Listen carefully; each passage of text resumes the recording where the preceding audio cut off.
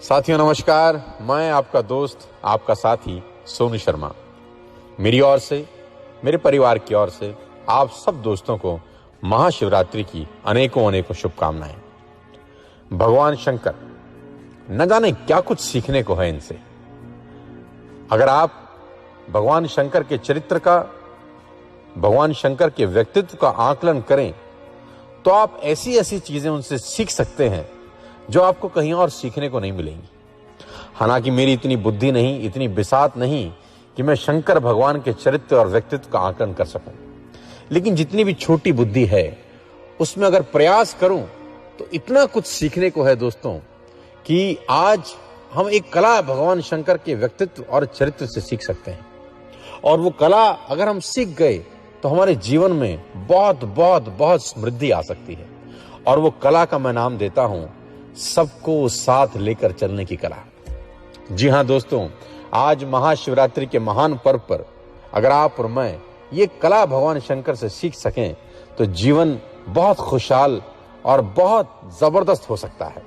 सबको साथ लेकर चलने की कला। जी हां, हमारे इर्द गिर्द, आस पड़ोस में आपको भिन्न भिन्न प्रकार के लोग मिलेंगे। आपके बिजनेस में, आपकी जॉब में, आपके रोजगार में आपको हर तरह के लोगों से आपका आमना सामना होता है।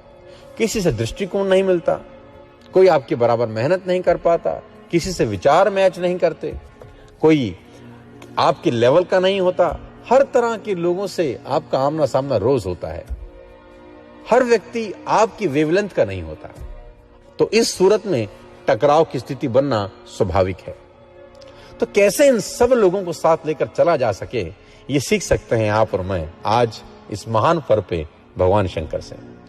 साथियों, अगर आप भगवान शंकर के व्यक्तित्व का आकलन करें, ऊपर से नीचे तक आपने देखा होगा, ना जाने कितनी ही दफा तस्वीरों में, मूर्तियों में, अलग अलग जगह जहां पर आपने भगवान शंकर के दर्शन किए होंगे।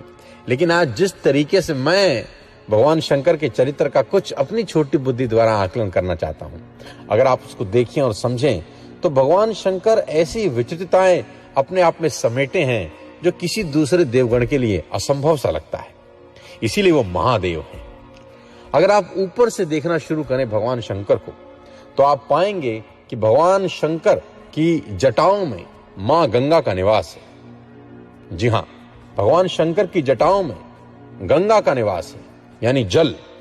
और अगर आप भगवान शंकर के मस्तिष्क पर रोशनी डालें तो आपको दिखाई देगी तीसरी आंख, जिसके खुलते ही ज्वाला निकलती है। जी हां, जल और ज्वाला साथ साथ, जो कि असंभव है। या तो जल होगा या ज्वाला, लेकिन भगवान शंकर जो ना करें सो थोड़ा। भगवान शंकर जल को भी धारण किए हैं और ज्वाला को भी धारण किए हैं, यानी जल और ज्वाला साथ साथ। अगर आप भगवान शंकर के व्यक्तित्व को और नजदीकी से देखें तो आपको भगवान शंकर की जटाओं में दिखाई देगा चंद्रमा। कहते हैं चंद्रमा में है अमृत, चंद्रमा में पाया जाता है अमृत। और थोड़ा सा नीचे उतरें तो भगवान शंकर के कंठ में है जहर, विष। अमृत और विष साथ साथ होता नहीं है, यानी आप पाएंगे जल ज्वाला साथ साथ, विष अमृत साथ साथ। और थोड़ा सा और नजदीकी से सूक्ष्म आकलन करें तो आप पाएंगे भगवान शंकर अपने गले में धारण किए हैं सर्प, सांप। सांप धारण किए हैं अपने गले के अंदर। और भगवान शंकर के एक पुत्र हैं जिनका नाम है गणेश जी। उनके एक वाहन है और उनके वाहन का नाम है चूहा, मूषक। मूषक डरता ही रहता है कि सांप ऊपर से नीचे ना उतर आवे। मूषक और सर्प साथ साथ, जल ज्वाला साथ साथ, विष अमृत साथ साथ, मूषक और सांप साथ साथ। चूहा डरता ही रहता है। लेकिन संगी संग भगवान शंकर के एक दूसरे पुत्र हैं कार्तिकेय। उनके वाहन है मयूर, मोर। मोर मूषक को कहता है घबरा मत, मैं बैठा हूं।